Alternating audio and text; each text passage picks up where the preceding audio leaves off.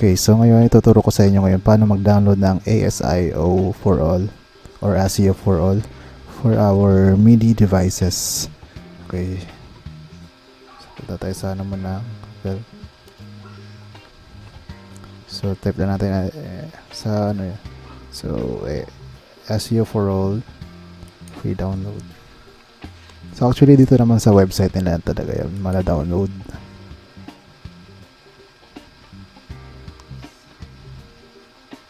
Ayan, so para to sa mga may problem sa mga latency sa keyboard nila or MIDI keyboard or tsaka sa eardrums nila. Ayan, so ito lang, i-click lang natin yan. Close natin. Ayan, so nagda-download na siya. Okay, so na-download ko na kasi yan eh. So okay, so download na after nyan. Okay, after nyan,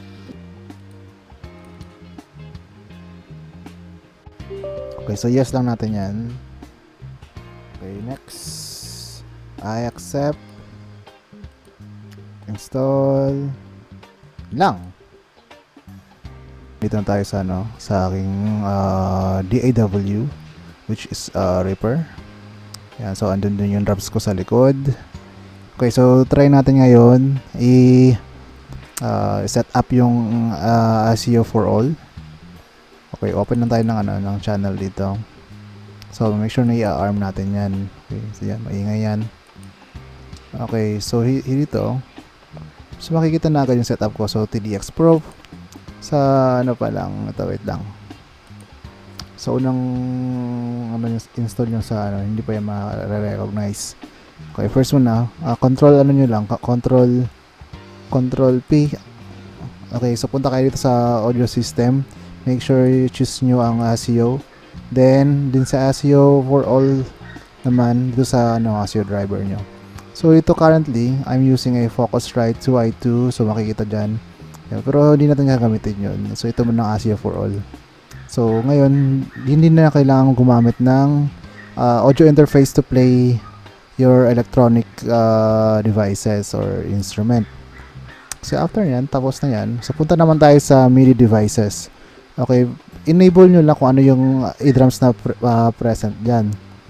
Example, yan, nakasaksak na yan. So, make sure din na isasaksak nyo at saka naka-on. Naka-on na yung eardrums natin. So, enable nyo lang, check nyo lang yan. Enable nyo rin yan. And click apply. Then, okay. So, after nyan, make sure na i-arm nyo to. Arm nyo din sa input MIDI.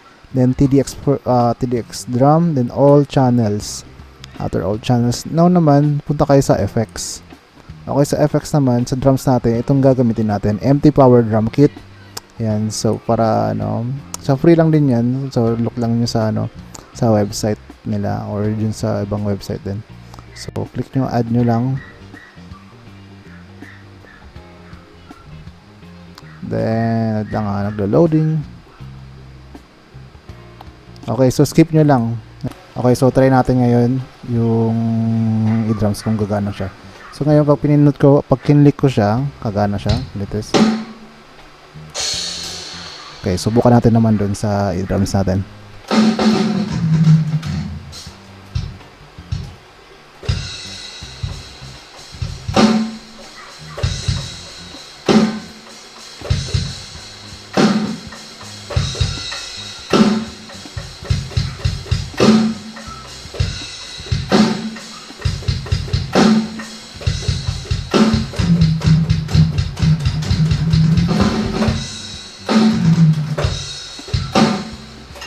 Okay, so yan ay yung actual sound niya ngayon. So wala na siyang latency issue.